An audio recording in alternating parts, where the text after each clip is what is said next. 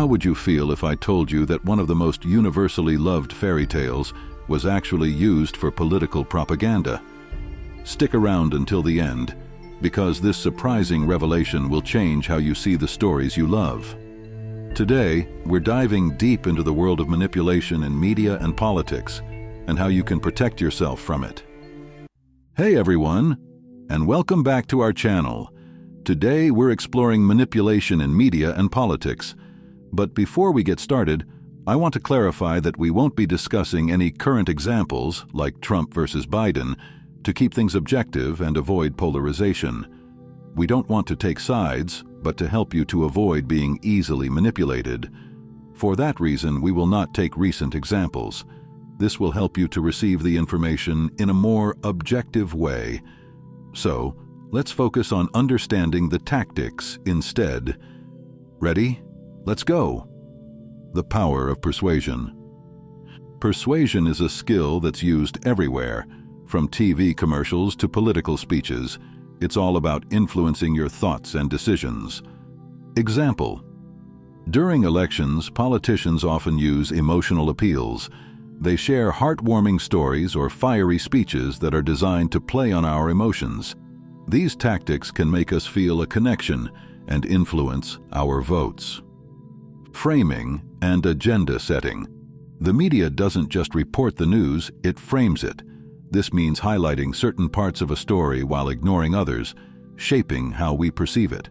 Example: imagine two news channels covering the same protest. One might focus on the peaceful demonstrations and calls for change, while the other emphasizes the rare instances of violence.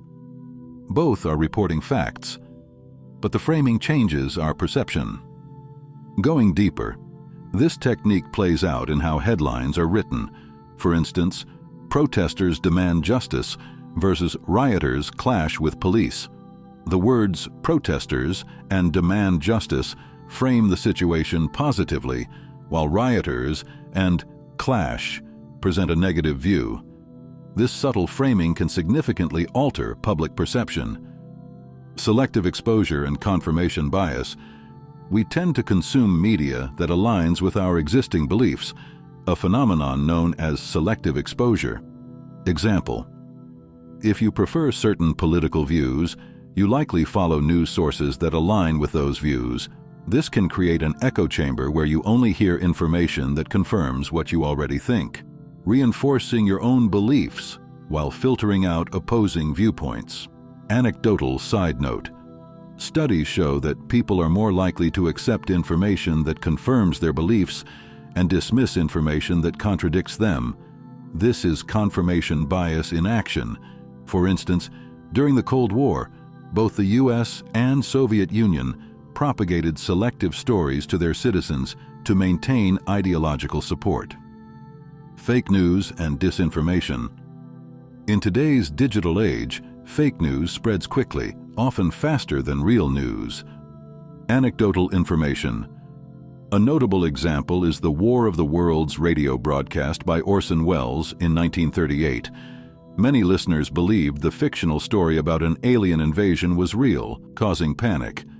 While not fake news in the modern sense, it shows how easily misinformation can stir public fear. Modern illustration. A more recent example is the spread of misinformation on social media during crises or significant events, such as natural disasters or pandemics. Fake news can range from false updates to misleading information about safety measures, sometimes causing people to take unnecessary risks or become misinformed. The role of social media and algorithms. Social media platforms can amplify manipulation through algorithms designed to keep you engaged by showing content that matches your interests and beliefs.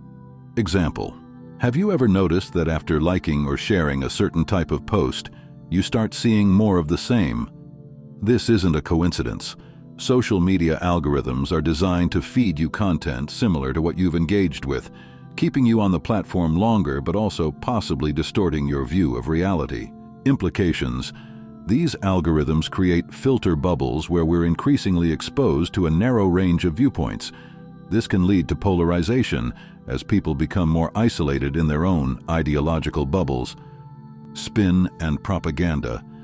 Spin is propaganda's close cousin, where information is presented in a biased way to make something look more favorable or less unfavorable than it really is. Example: during World War II, governments used propaganda posters to boost morale and demonize the enemy. These posters weren't just art, they were strategic psychological tools designed to influence public opinion.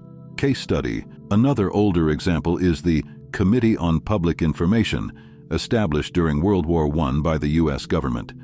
It was created to influence American public opinion about the war, using various propaganda techniques to instill national pride and hatred for the enemy. Psychological manipulation.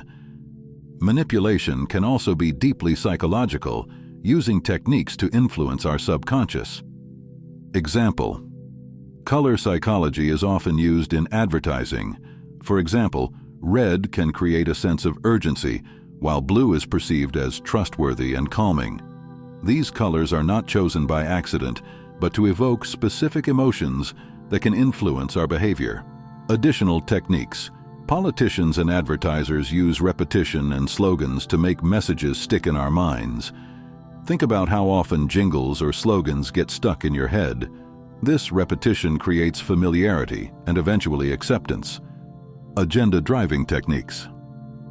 Agenda setting doesn't just frame a story, it dictates what topics are brought to public attention in the first place. Example: if a media outlet focuses extensively on one issue, like economic problems, it can make the audience think it's the most important issue, even if other issues like healthcare or education are equally pressing. Historical reference. In the 1960s, the civil rights movement gained momentum partly because media started focusing extensively on racial injustice, bringing it to the forefront of public consciousness and political debate. Using anecdotes and personal stories. Personal stories and anecdotes can be powerful tools of persuasion because they are relatable and evoke emotions. Example: political campaigns often feature personal stories of citizens affected by specific policies. These stories put a human face on abstract issues, making them more compelling. Cautionary tale. However, relying solely on anecdotes can be misleading. A single story doesn't always represent the broader reality. For instance, a politician may highlight a success story of someone benefiting from a policy while ignoring the many others who did not. Statistics and data manipulation. Numbers and statistics are often seen as objective, but they can be manipulated to present a certain narrative. Example: imagine two politicians debating unemployment rates. One may highlight that unemployment has decreased by 10%, focusing on the improvement. The other might argue that current unemployment is 7%, emphasizing the remaining issue. Both statements are true, yet they present different pictures of the same reality. Expanding the example. Consider how graphs can be designed to emphasize certain trends by manipulating the scale of the axes or leaving out context. For example, a graph showing crime rates over a short period might seem alarming, but when viewed over a longer timeline, the rise might be insignificant. Euphemisms and language control. Language can be a powerful tool for manipulation. Euphemisms, mild or indirect words substituted for ones considered harsh or blunt, can downplay serious issues. Example: instead of saying civilian casualties, the term collateral damage is often used in military contexts. This softer language can desensitize us to the harsh realities of war. Further illustration: in politics, terms like enhanced interrogation techniques are used instead of torture and downsizing instead of layoffs. These euphemisms can manipulate the audience's perception, making harmful actions seem less severe. Fear and scare tactics. Fear is a powerful motivator and can be used to manipulate public opinion and behavior. Example: during political campaigns, candidates might use fear-mongering by highlighting exaggerated threats from outside forces or potential disasters if their opponent wins. This can create a sense of urgency and panic, swaying voters based on fear rather than reason. Historical context. A classic example is the Red Scare in the United States during the Cold War. The fear of communism was used to justify numerous policies and actions, significantly impacting American society and politics. The halo effect. The halo effect is a type of cognitive bias where our overall impression of a person influences how we feel and think about their character. Example, if a media personality is charismatic and well-spoken, we might be more likely to trust their opinions and statements, even if those statements are flawed or biased. Application in politics. Political candidates often leverage their presentation and charisma to create a positive overall impression, making their policies seem more appealing by association. Diversion and distraction. Sometimes manipulation isn't about what's said, but about what's not said. Diversion is a technique where attention is intentionally shifted away from important issues. Example, when a political scandal arises, a government or organization might release a less important but sensational news story to divert the public's attention. This can prevent the public from focusing on the significant issue at hand. Historical reference. During the Watergate scandal, the Nixon administration attempted to distract the public with more absorbable stories, but investigative journalism kept the focus where it belonged. The illusion of choice. Sometimes media can give us the illusion of choice, presenting multiple options that all lead to the same conclusion.